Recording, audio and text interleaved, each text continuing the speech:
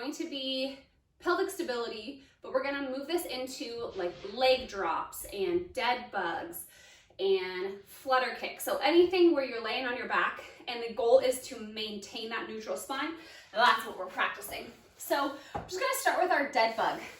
So the idea of neutral spine is not allowing the pelvis to tilt, right? So I'm trying to maintain that nice neutral spine and keeping my core engaged. So when I set up on the ground, even before I start any movements, I am pushing my low back towards the ground, but I'm doing that by pulling the ribs towards the pelvis. So even from here, I'm feeling a little bit of intra-abdominal pressure. My low back is nice and stable. It might not be on the ground for everybody, that's fine, but we still want to keep that tension. We don't want our pelvic to be anterior tilted forward.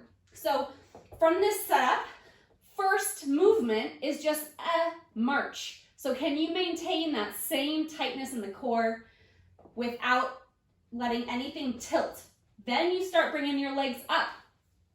So even from here, there's gonna wanna be some pull forward. So I'm not allowing that to pull, and I add a leg drop.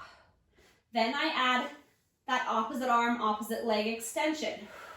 So the further away the lever is, the more tension there will be on my hip and core, and my body's gonna want to do this. Don't allow it to. I'm maintaining the same position in my core at all times.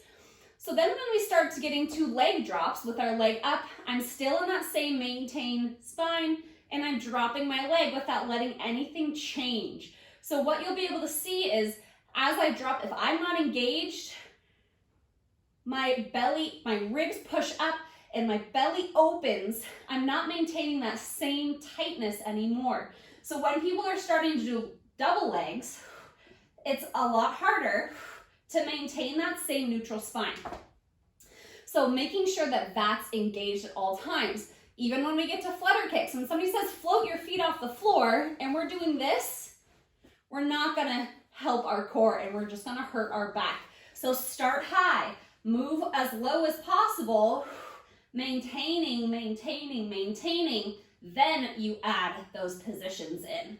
So when you're doing stability exercises and you're in this position, you're going to put all that tension on that low back from hyperextension.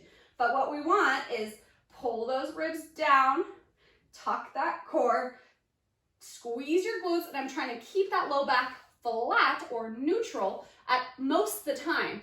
So when I start doing movements, I'm not opening up the core. One of my favorite kind of ideas to think about is from the bottom of my rib to the top of my pelvis, when I'm engaged and tight, this is how much space is in between, okay? So I'm maintaining that space no matter what I'm doing. If I start to find myself opening up the core, that space increases. I know I'm not maintaining neutral or keeping that pelvis stable. So again, anterior pelvic tilt, posterior pelvic tilt. I want to find the middle ground and maintain neutral throughout any core exercise you do, any anti-rotation, rotation, stability, even with planks, all of those things. But when I see a lot of people on the ground doing flutter kicks and leg drops, they're just letting their pelvis tilt. So do not allow it. Don't allow it to move. Everything stays the same from the ribs down to the hip.